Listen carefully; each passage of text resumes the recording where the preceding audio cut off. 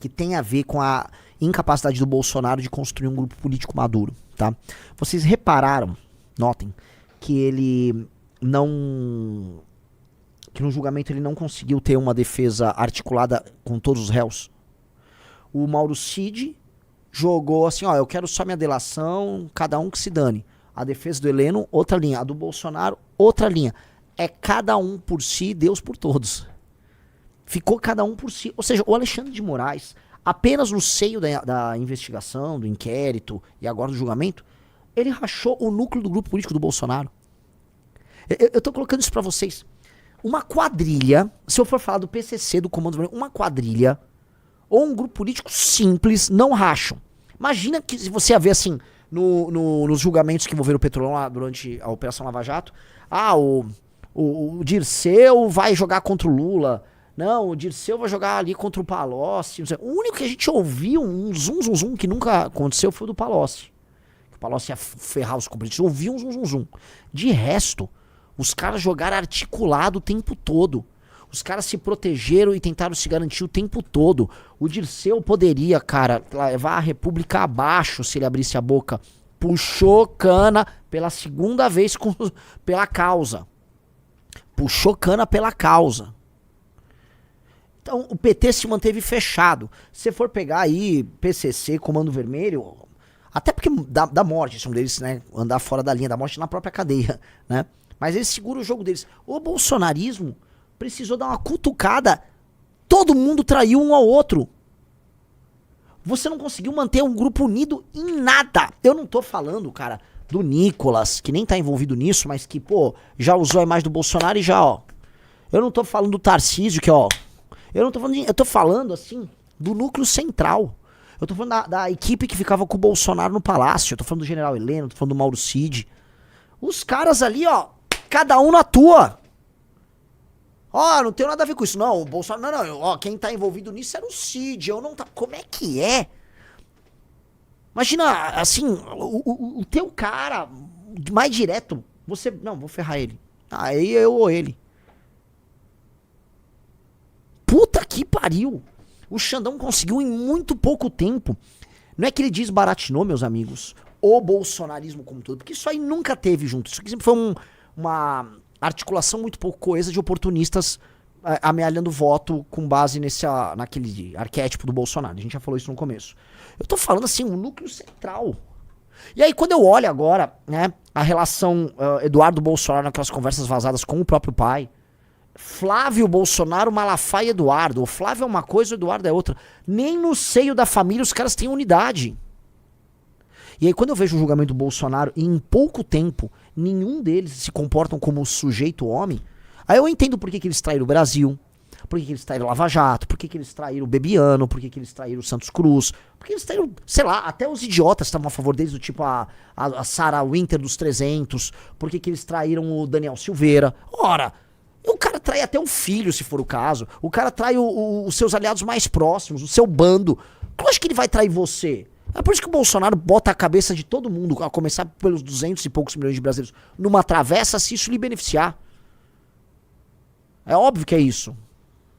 Citar o Major Olímpio, exatamente. Tá? Então, o que eu vou falar sobre isso? O que eu vou falar? Ora, meus amigos, o que eu vou falar é que um grupo que não tem como base a lealdade e que não construiu complexidade, esse grupo vai perder.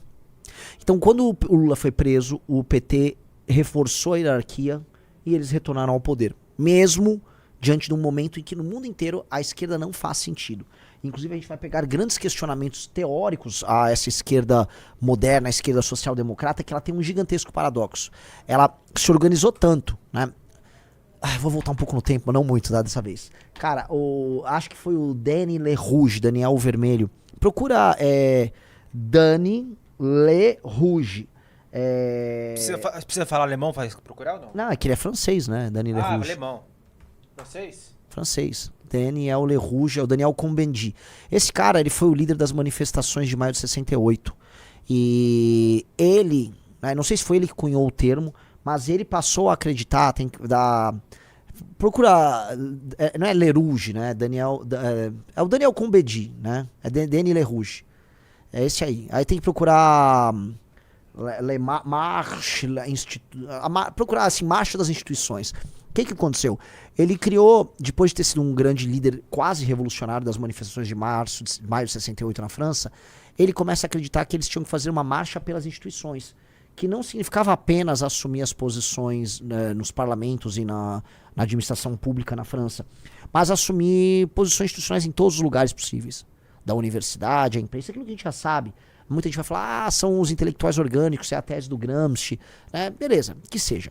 A esquerda entendeu que existem os aparatos ideológicos, os aparelhos para estabelecimento de poder, e eles acham que, vamos dizer, o aparato, qualquer aparato, do aparato educacional, as empresas, a imprensa, tudo isso é utilizado para propagar e manter a ideologia capitalista, ou seja, a ideologia que mantém um sistema de relações econômicas e materiais. Esse aparato, portanto, é um aparato no fundo de propaganda justificativa e reforço dessas relações econômicas, relações hierárquicas, relações de exploração.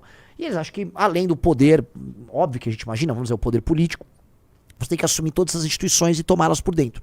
Então, um exemplo desse cara é muito importante, porque é um cara que era de manifestação de rua em maio de 68 e ele passa a ser um cara de avanço institucional, tanto que ele é um dos fundadores do grupo dos partidos verdes e tal, lá na Europa. Ele foi um visionário nesse campo.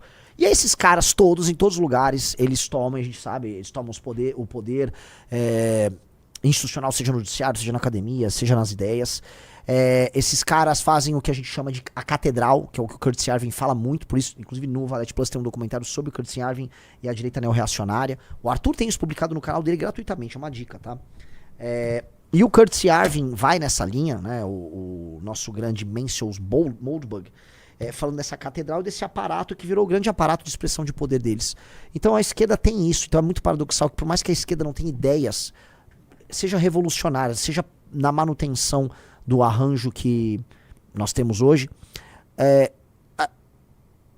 ela tá fraca e não vê futuro, ela não tem nenhum horizonte novo para imaginar, enquanto que ela hoje ocupa a maior parte das instituições de poder.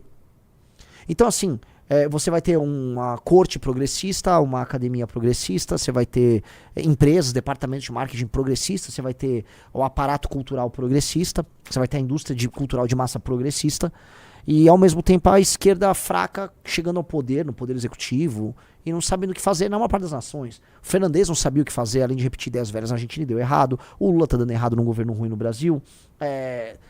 Sei lá, todos os caras que chegam, o Stemmer na Inglaterra, eles só ficam, né, repetindo aquilo, ficam girando em falso. Por isso que o progressismo, esse progressismo pós-moderno, então vamos sair dessas grandes lutas mais estruturais aí da esquerda, porque eles acabam não conseguindo levar elas a cabo, e vamos ir para uma linha de guerras culturais. Então, ecologia, é mulher, é trans, é gay, é imigrante, não sei o quê.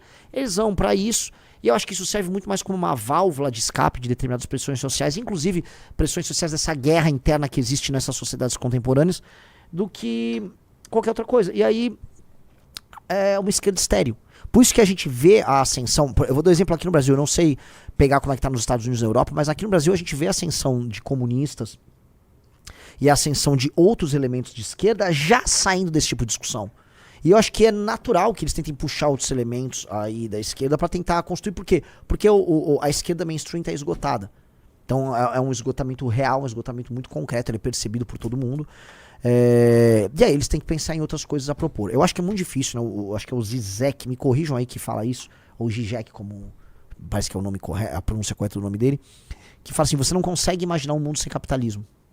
Já parou pra pensar que a gente não consegue imaginar um mundo para além do capitalismo? A gente não consegue imaginar uma estrutura social, uma nova organização do trabalho, uma nova organização humana para além daquilo que a gente sabe que é o capitalismo. Alguém uma vez já me falou que é muito engraçado. Se você assistisse qualquer desenho da Hanna-Barbera dos anos 60, seja, por exemplo, os Jetsons que estavam no futuro ou os Flintstones que estavam no passado, as sociedades dos Jetsons e dos Flintstones, elas eram as mesmas.